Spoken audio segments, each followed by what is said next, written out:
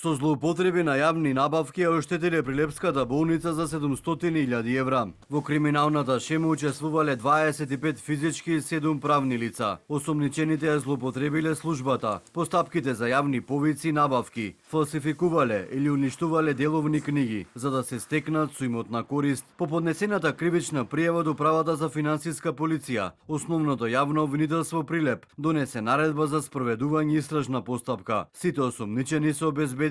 За 6 мина се бара притвор. За останатите 19 физички лица се предложени мерки на предпазливост.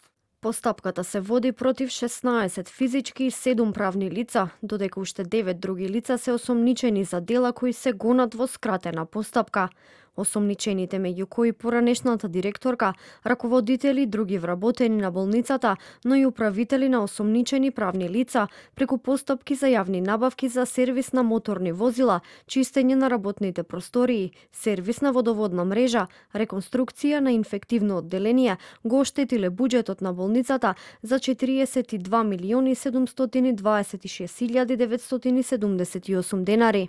Наводите во кривичната пријава поднесени од финансиската полиција се подкрепени со наоди од извештајот на Државниот завод за ревизија. Обвинителството и во април годинава информираше дека работи во предистражна постапка поради сомнежи за злоупотреба на службена положба и властување во рамки на Прилепската болница. Директорот на болницата Кире Јоновски, откако стапна на функцијата, во неколку наврати изјави дека евидентирал голем број на неправилности, а установата ја наследил со долг од над 3 милиони евра. Тој обвини дека се трошело пари на скапи телефони iPhone-и, мобилни броеви кои не биле никаде евидентирани. Се плаќало кеш за косење трева без договор и платен данок. Од касата на болницата се плаќало дури и за родендени.